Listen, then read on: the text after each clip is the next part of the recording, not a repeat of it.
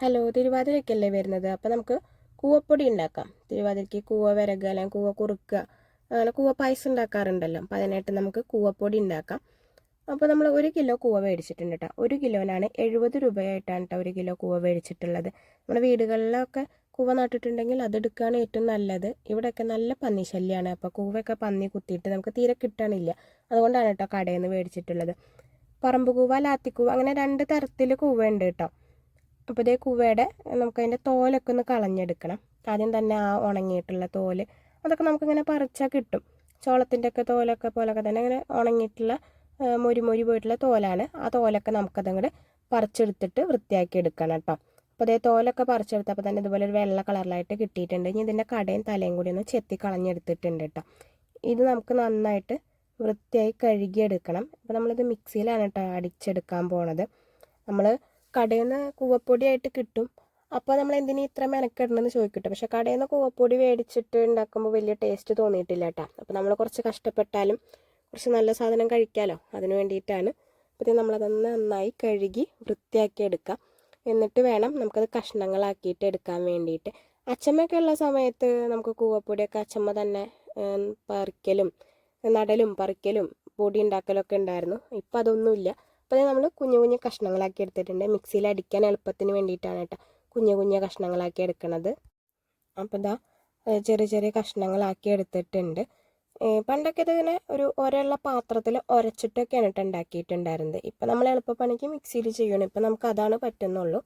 അപ്പോൾ ഇതേ ചെറിയ കഷ്ണങ്ങളാക്കിയിട്ട് മിക്സിയിൽ എടുത്തിട്ടിട്ടുണ്ട്. കുറച്ച് വെള്ളം കൂടി ചേർത്തിട്ട് അരച്ചെടുക്കാം കേട്ടോ. വെള്ളം ചേർത്തിട്ടില്ലെങ്കിലും കുഴപ്പമൊന്നുമില്ല.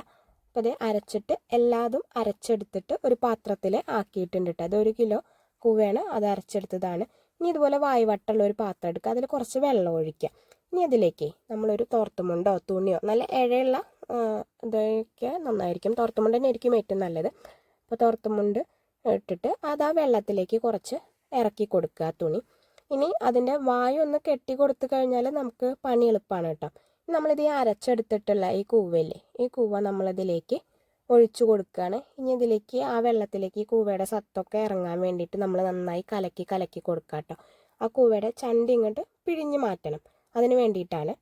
അപ്പോൾ ഇത് കുറച്ച് പൊടി ഉണ്ടാക്കാൻ കുറച്ച് പ്രോസസ്സുകൾ ഉണ്ട്, പക്ഷെ ചെയ്ത് കഴിഞ്ഞാൽ നല്ലതാണ്. പണ്ടത്തെ കാലങ്ങളിലൊക്കെ ഇത് എല്ലാവരുടെ വീട്ടിലും സുലഭമായിട്ട് കിട്ടിയായിരുന്നു കൂവപ്പൊടി. ഇപ്പോഴാണ് നമുക്ക് തിരക്കുകളും കാര്യങ്ങളൊക്കെ ആയിട്ടിരിക്കുമ്പോൾ, അപ്പോൾ വെറുതെ വീട്ടിലിരിക്കുന്നവർക്ക് ഒരു നേരം പോക്കായിട്ടും ട്രൈ ചെയ്യാം. അപ്പോൾ നമുക്ക് നല്ല സാധനം കിട്ടും. അപ്പോൾ അതെ നമ്മളിത് നന്നായിട്ട് കലക്കിയെടുത്തിട്ട് ഇനി അതിൻ്റെ ചണ്ടി പിഴിഞ്ഞ് എടുത്ത് മാറ്റുന്നുണ്ട് കേട്ടോ. ഈ ചണ്ടി വീണ്ടും വെള്ളത്തിൽ ഇതുപോലെ തന്നെ കലക്കിയെടുത്തിട്ട് പൊടി ഉണ്ടാക്കിയെടുക്കാൻ പറ്റും. അതിന് അത്യാവശ്യം പാകത്തിന് എന്താ പറയുക, അതിൻ്റെ അത്യാവശ്യം സത്ത് കിട്ടുന്ന വരെ നമ്മളിതുപോലെ വെള്ളത്തിൽ കഴുകിയെടുക്കാം കേട്ടോ. പ്രോസസ്സ് തുടരാം. അപ്പോൾ അത് ഇത്രയും വെള്ളത്തിലാണ് നമ്മളിത് കലക്കിയെടുത്തിട്ടുള്ളത്. ഇനി ഈ വെള്ളം ഊറാൻ വെക്കണം കേട്ടോ. നമ്മളിപ്പോൾ ഒരു രാത്രി ഒരു 7 മണി സമയത്തൊക്കെയാണ് ചെയ്തത്. ഒരു 10-11 മണി ആകുമ്പോഴത്തേക്കും വെള്ളം തെളിഞ്ഞ് വരും കേട്ടോ. അപ്പോൾ ഇതാണ് അതിൻ്റെ ചണ്ടിയുള്ളത്. ആ വെള്ളം തെളിഞ്ഞ ശേഷം ആ വെള്ളം എടുത്ത് മാറ്റിയിട്ട് നമ്മൾ വീണ്ടും അടുത്ത വെള്ളവും ഒഴിക്കണം. അങ്ങനെ അതങ്ങനെ ക്ലീൻ ചെയ്താലാണ് നമുക്ക് നല്ല വെള്ള കളറുള്ള പൊടി കിട്ടാൻ വേണ്ടിയിട്ടാണ് കേട്ടോ. അപ്പോൾ അതേ ആ ചണ്ടിയൊക്കെ മാറ്റിയെടുത്തിട്ട് ഫസ്റ്റ് ട്രിപ്പ് വെള്ളം കളഞ്ഞിട്ടുണ്ട്. അപ്പോൾ തന്നെ പൊടി അതിൻ്റെ അടിയിൽ ഊറിക്കെടുക്കുന്നുണ്ട് കേട്ടോ. ഇനി ഇതേ 2ാം ട്രിപ്പ് വെള്ളം ഒഴിച്ചു കൊടുക്കുകയാണ്. എന്നിട്ട് ആ അടിയിൽ എടുക്കുന്ന പൊടിയൊക്കെ നന്നായി ഇളക്കി നന്നായി കലക്കി വെച്ച് കൊടുക്കുക. വീണ്ടും അത് ഊറാൻ വെക്കണം. അങ്ങനെ തെളിഞ്ഞിട്ട് വന്നാലാണ് നമുക്ക് നല്ല പൊടി കിട്ടുള്ളൂ കേട്ടോ. അപ്പോൾ അതും നന്നായി കലക്കിയിട്ട് വെക്കാം. പിറ്റേ ദിവസം രാവിലെ ആ വെള്ളം ഉള്ളത് അത് നമ്മൾ മാറ്റി കളഞ്ഞു. ഇനി ഇത്തിരി വെള്ളമുണ്ട്, എന്നാൽ അടിയിൽ പൊടിയും കിടക്കുന്നുണ്ട്. ആ രീതിയിലായിട്ട് വേണം എടുക്കാൻ വേണ്ടിയിട്ട്. ഇത് 1 കിലോ കൂവയുടെ പൊടിയാണ് കേട്ടോ. ഇത്ര ഉണ്ടാവുള്ളൂ കേട്ടോ പൊടി. അപ്പോൾ നമ്മൾ 1 കിലോനൊന്നല്ല, ഒരു 2, 3, 4 ഒക്കെ എടുത്തു കഴിഞ്ഞാൽ കൂടുതൽ കിട്ടും. പിന്നീട് അത് ഇതുപോലെ തന്നെ ഒരു തുണി കൊണ്ട് തന്നെ മൂടിയിട്ട് നമ്മൾ വെയിലത്ത് വെച്ച് ഉണക്കിയെടുക്കാം കേട്ടോ. ഒരു ദിവസം വെയിൽ കൊണ്ടപ്പോൾ തന്നെ അത്യാവശ്യം ഉണങ്ങിയിട്ടുണ്ട് കേട്ടോ. ഞാൻ പൊടിയൊക്കെ ഒന്ന് കട്ടുടച്ചിട്ട് എടുത്ത് വെക്കാം. പിന്നെ 2 ദിവസം 3 ദിവസം അങ്ങനെ നമുക്കത് പൊടി ഉണങ്ങുന്ന വരയ്ക്ക് നമുക്കത് വെയിലത്ത് വെച്ച് ഉണക്കിയെടുക്കാം കേട്ടോ.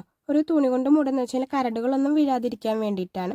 അപ്പോൾ ഇത് ഫസ്റ്റത്തെ ദിവസമാണ്. ഇനി ഇതുപോലെ തന്നെ 2-3 ദിവസമൊക്കെ ആയിക്കഴിഞ്ഞാൽ പൊടി നന്നായിട്ട് ഉണങ്ങി കിട്ടും കേട്ടോ. ഇത് വർഷങ്ങളോളം സൂക്ഷിച്ച് വെക്കാൻ പറ്റും. അപ്പോൾ എല്ലാവരും ഒന്ന് ട്രൈ ചെയ്ത് നോക്കൂ കേട്ടോ.